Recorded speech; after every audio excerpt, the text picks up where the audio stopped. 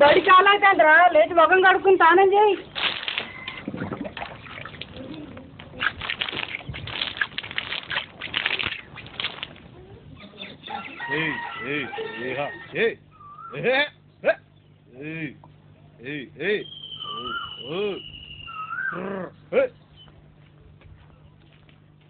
నిషయ ఇంకా ఆటలేందిరా, తొందరగా తయారు కావాలి.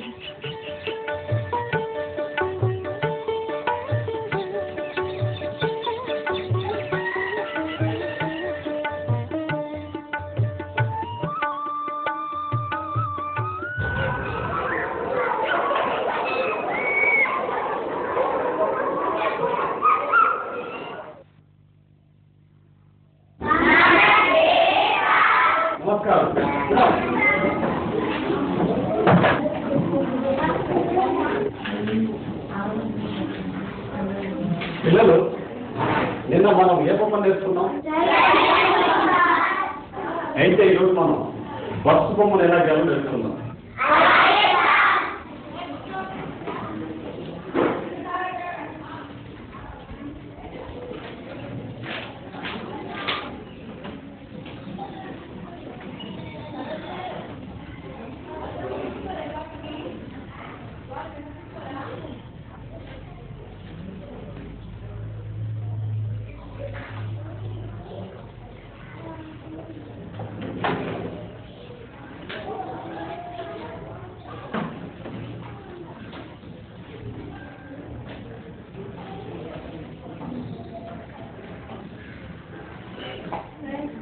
ఈ బొమ్మను గీసి మీరంతా నాకు చూపిస్తారు.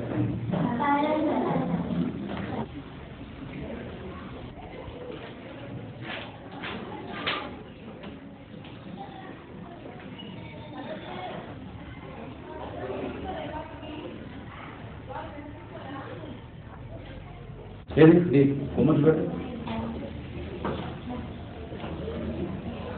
ఇలా చక్కగా తీసి ఇలా గీసి మళ్ళీ ఒకసారి ఏ పాప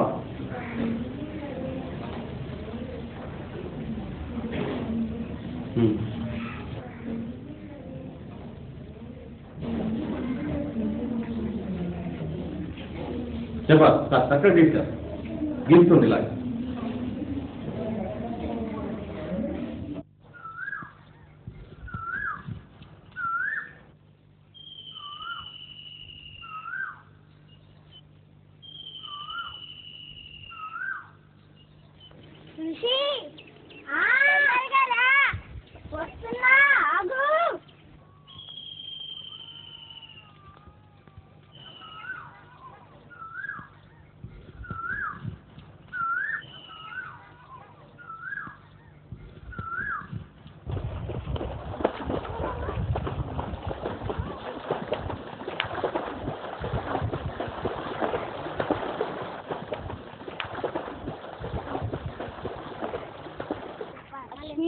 నాకు చెరువులో ఈత కొట్టాలి, నువ్వు కూడా ఈత కొడతావా?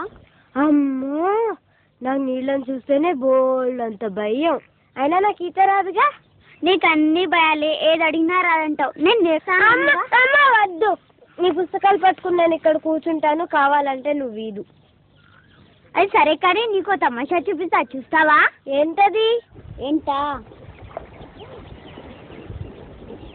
ఈ పెంకుని నీళ్ళపై తేలుతూ పరిగెత్తేలా విసరాలి. ఓ సంతేనా, నేను విసురుతా.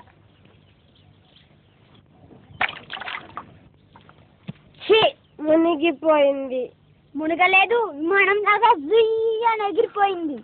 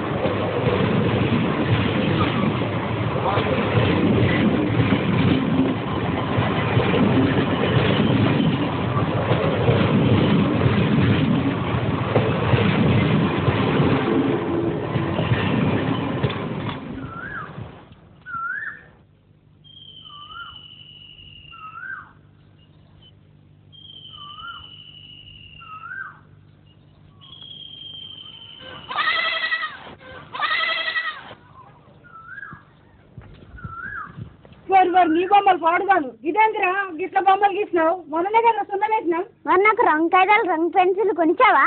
ఎన్నిసార్లు అడిగా? తెలివి తెల్లారినట్టు ఏడ్చింది.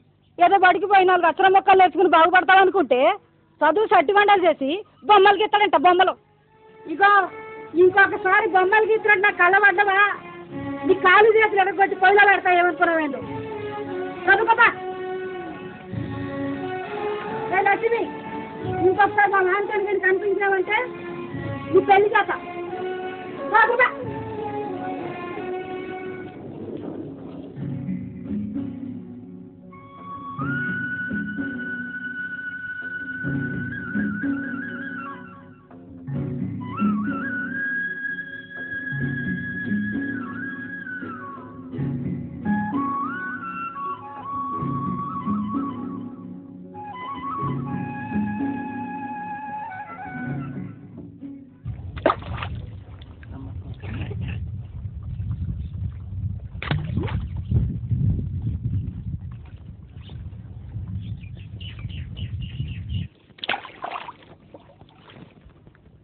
ఋషి,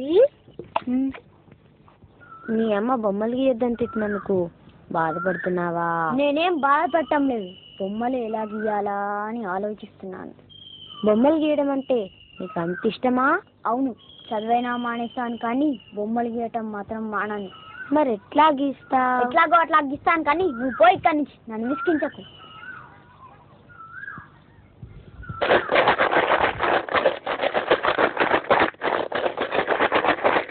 ఏంటిది? ఇందులో మా అమ్మమ్మ, తాతయ్య, అమ్మ, నాన్న వాళ్ళు ఇచ్చిన డబ్బులు దాచుకున్నా. దీన్ని ఇక్కడికి ఎందుకు తెచ్చావు? నీకు ఇద్దామని. నాకెందుకు నీ డబ్బులు? బొమ్మలు గీసుకోవడానికి రంగు పెన్సిళ్ళు, కాగితాలు కావాలన్నావు కదా, ఈ డబ్బులతో కొనుక్కో. మరి మీ అమ్మ వాళ్ళు కోపడరా? ఎందుకు కోపడతారు? ఏం కోపడరు. నీకు ఆ భయమేం అక్కర్లేదు. ఇవి నా డబ్బులు, నేనేమైనా చేసుకుంటా. ముందు ఈ డబ్బులు తీసుకుని కావలసిన కాగితాలు, రంగు పెన్సిళ్ళు కొనుక్కో. నువ్వెంత మంచిదానివి లక్ష్మి. ఇందులో నా మంచి ఏముంది? స్నేహితులం అనుకున్నప్పుడు ఈ మాత్రం సాయం చేసుకోవాలి. పోదాం పదా.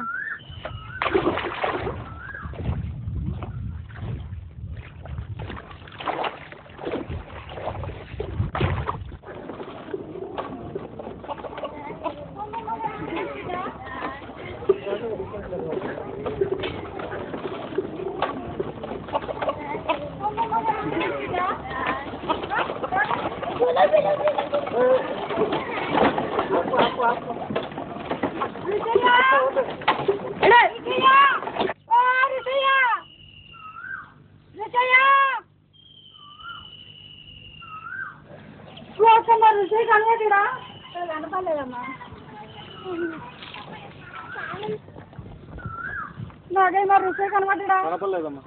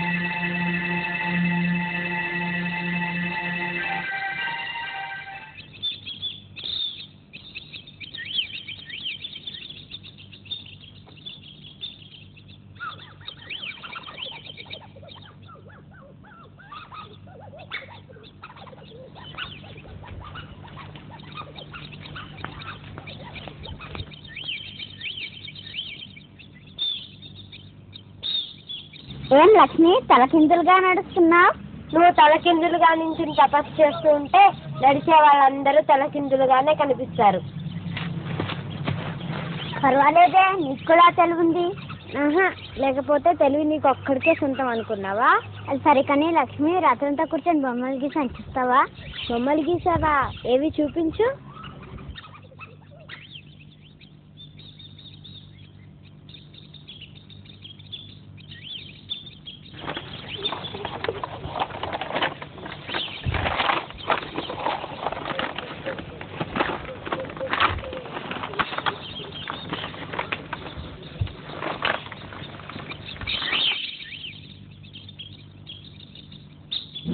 ఈ బొమ్మకు పూర్తిగా రంగు వేయలేదేం? ఇంటికి వెళ్ళాక కలర్ వేస్తాను.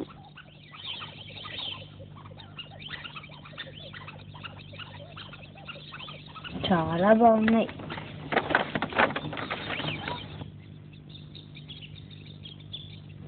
మరి ఈ బొమ్మలు గీస్తున్నప్పుడు మీ అమ్మ చూడలేదా? లేదు, మా అమ్మ పడుకున్న తర్వాత గీసాను. అలాగా, చాలా బాగున్నాయి. కదా మన డ్రాయింగ్ టీచర్ గారికి చూపిద్దాం.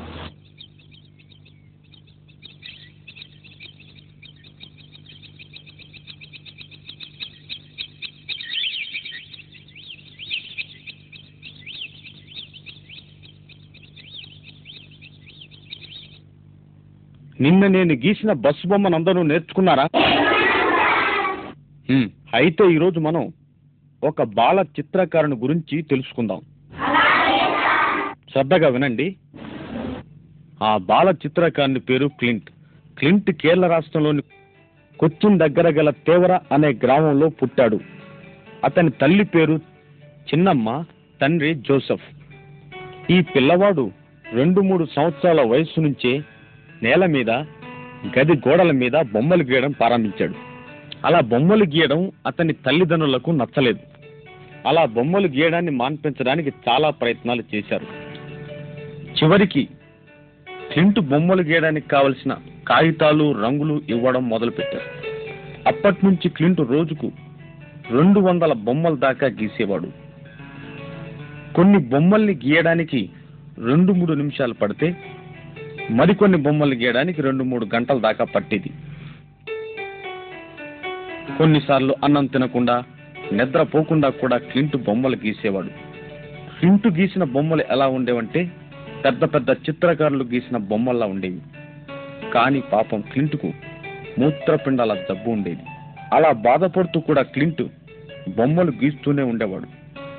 చివరికి క్లింట్కున్న జబ్బు ముదిరి 6.5 సంవత్సరాల వయస్సులో క్లింట్ చనిపోయాడు. క్లింట్ గీసిన బొమ్మల్ని మన దేశంలో చాలా చోట్ల ప్రదర్శించారు. వాటిని చూసిన వాళ్ళంతా క్లింటును ఎంతగానో పొగిడారు. యునిసెఫ్ వారు కూడా క్లింట్ గీసిన బొమ్మల్లో మంచి వాటిని ఏరి కొని గ్రీటింగ్ కార్డ్స్ గా కూడా ముద్రించారు. మీకు గ్రీటింగ్ కార్డ్స్ అంటే తెలుసు కదా? క్లింట్ మొత్తం 20,000 బొమ్మలు గీశాడు. చూశారా పిల్లలు? 6.5 సంవత్సరాల పిల్లవాడు ఎంతటి విచిత్రం చేసిపోయాడో. ఈ కథ మీకెందుకు చెప్తున్నానంటే, మీలో ఎవరైనా ఇలాగే బొమ్మలు గీయాలని, పేరు తెచ్చుకోవాలని, మీ టీచర్గా నేను సంతోషపడాలని, తృప్తి పడాలని. సార్, మన ఋషికి కూడా బొమ్మలు గీయడం అంటే చాలా ఇష్టం సార్. మంచి మంచి బొమ్మలు తీసుకొస్తాడు. ఋషి, ఇలా తీసుకురా.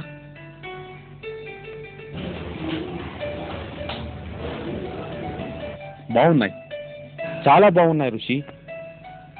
చూడండి పిల్లలు, మన ఋషి ఎంతటి చక్కని బొమ్మలు గీశాడు.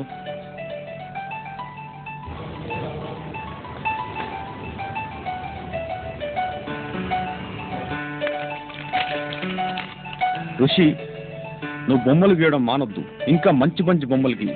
నీకేమైనా అర్థం కాకపోతే నన్ను అడుగు. గీస్తూ ఉండు మంచి బొమ్మలు.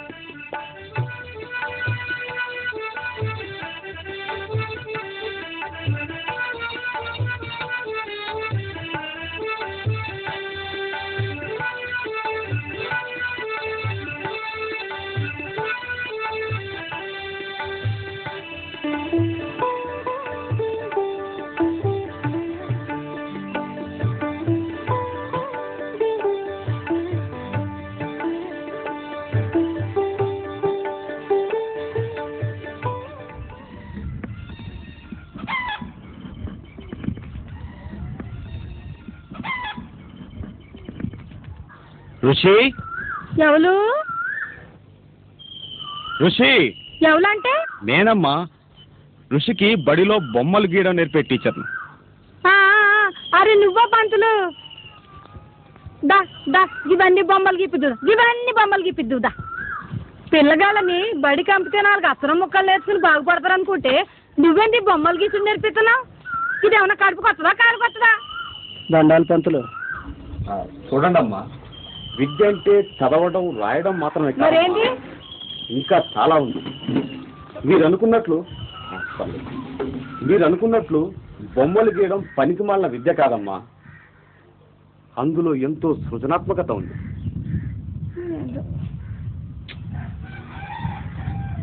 మీకెలా చెప్పాలో నాకు తెలియట్లేదు. బొమ్మలు గీయడం కూడా ఒక విద్యనమ్మా.